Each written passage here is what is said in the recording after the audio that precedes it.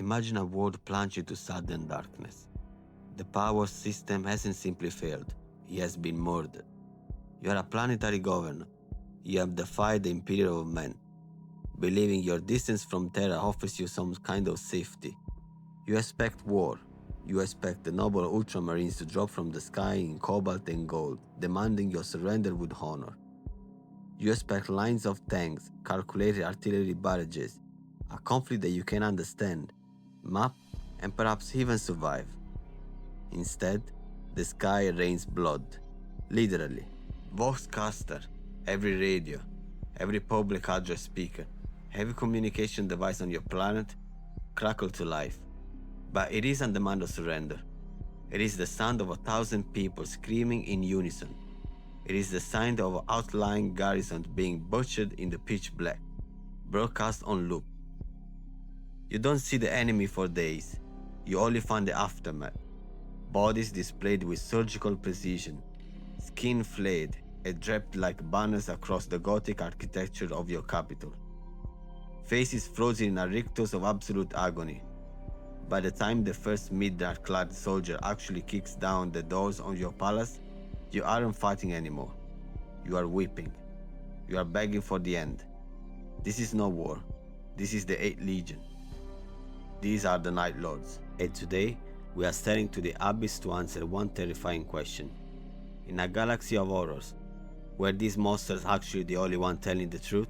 But before we go ahead, make sure to subscribe and leave your thoughts in the comment, as I tend to learn and grow more reading your opinions. And now, let's just start. Today, we are conducting an autopsy on the morality of the 8th Legion, the Sons of Konrad Curze. For those who don't know, the Night Lords are often dismissed in surface-level lore as simple sadists, cartoon villains who torture for the fun of it, distinct from the martial honor of the Dark Angels or the tragic fall of the Thousand Sons. But if you look closer, if you peel back the layers of the flay-skin adamantium, you might find one of the most tragic and philosophically complex debates in the entire 40k setting. We know the Imperium is a nightmare regime. We discuss it constantly on this channel. But the Night Lords represent the Imperium strip of its hypocrisy. They are the mirror that the Imperium created, looked into it, and then shattered because he couldn't stand the reflection. They ask us to weigh the value of honor against the value of efficiency. So we are going to walk through the darkness. We will analyze Nostramo doctrines, the idea that fear is the only true law that binds humanity. We will look at the descent from the high-functioning instruments of imperial justice to broken, chaotic warbands scavenging for survival. And we are going to debate, is it better to kill 1 million people in a glorious, honorable war or brutally torture 1,000 people to make 1 billion surrender without fight? To understand the sons, we must understand the father and the hell that forged him.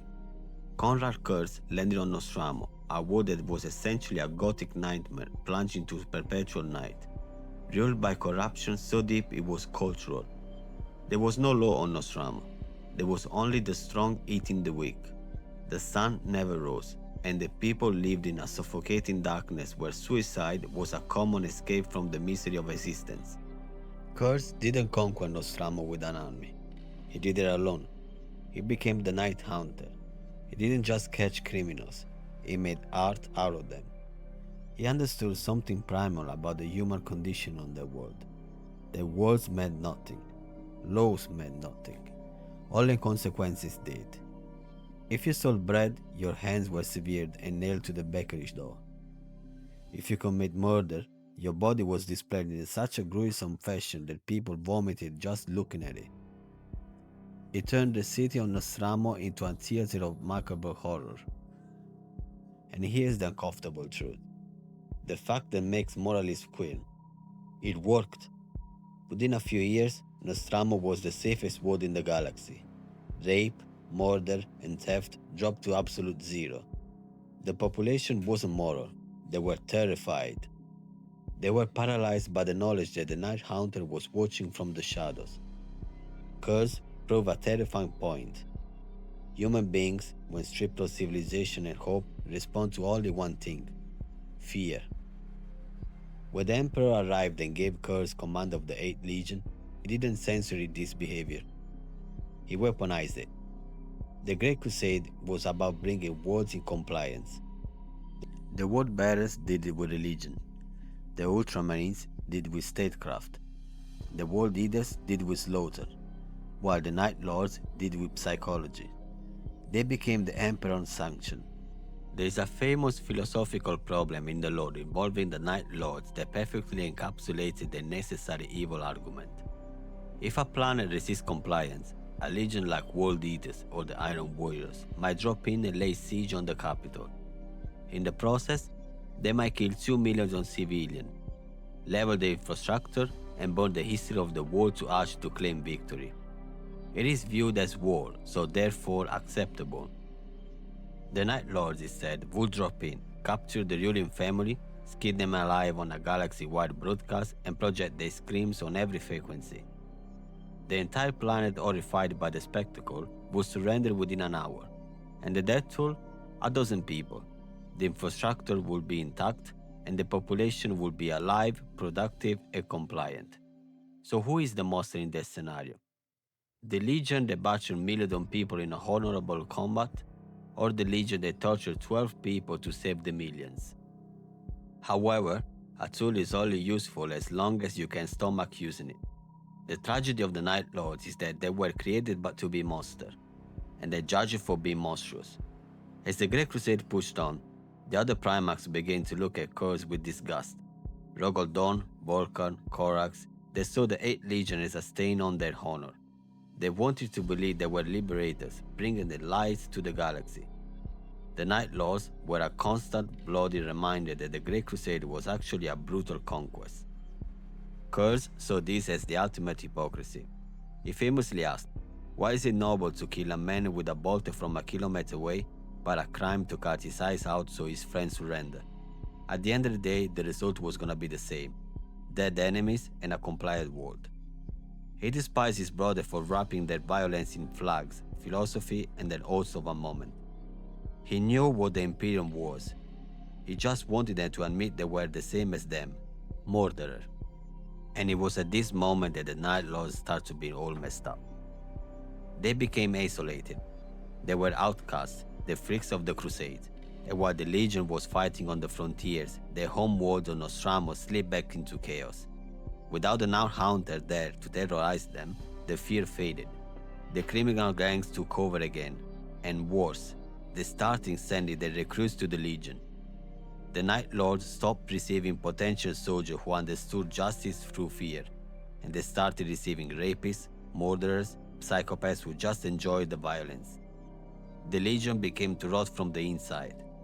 They stopped being the necessary evil that utilized terror as a tactic, and started to become true sadists. This is a critical distinction in the lore. There is a difference between a Night Lord who flays a captive to end a siege quickly and a Night Lord who does it because he enjoys the sound of screaming. The tragedy is that the galaxy stopped distinguishing between the two long before the Horus heresy began. When we look at the Night Lords, the horror isn't just the gore. The true horror is the loss of purpose and the embrace of nihilism. Konrad Curze, plagued by the vision of his own death and the Horus heresy to come, finally snapped. He returned to Nostramo, looked at the world that had reverted to sin, and destroyed it. He blew his own home planet apart with the concentrated fire of his fleet. This was the moment the 8th Legion truly died, and the warband mentality was born. They joined Horus not because they worshipped chaos. In fact, the Night Lords largely despised chaos. They viewed the Chaos Gods as just another master to be enslaved by, and they refused to be slaves. They joined the heresy because they hated the Imperium for creating them and then rejected them. In the 31st millennium, the Night Lords are perhaps the most terrifying faction because they are so human. They aren't mindless berserkers like the World Eaters they lost to the Butcher's Nails. They aren't rotting bags of disease like the Death Guard, numb to pain. They are lucid, they are intelligent, and they are cruel. Imagine you are an Imperial Guardsman. You are fighting the Black Legion. You know they want to kill you for the Dark Gods. It's like religious. It's personal. But if you're fighting the Night Lords, they want to capture you. They want to harvest your gene seed, your equipment, and your fear. They want to use your bowcaster to scream at your squad mates. There is a scene in the lore where a Night Lord explicitly explains that he doesn't care about the Long War or Horus, or the Emperor. He just wants to survive, and he wants to hurt those who judge him. They are the ultimate survivalists, scavengers in power armor who adorn themselves with the bones of their victims not just to scare you, but because it reminds them who they were. They know your fears. They drop into a city and broadcast a message. We have received your offer of surrender, and we reject it. We have come to destroy you. Now is the time to die. They want you to know it's coming. They want you to sweat. They are the boogeyman that the Imperium created, and now they are the monsters under the bed of every loyalist world. The death of Konrad Curze is the climax of their moral argument at the definition moment of their existence. Curze allowed himself to be killed by an Imperial assassin. He ordered his legion not to interfere. And why? He did it because he wanted to prove a point. His final words to the 8th Legion was, "Death is nothing compared to vindication."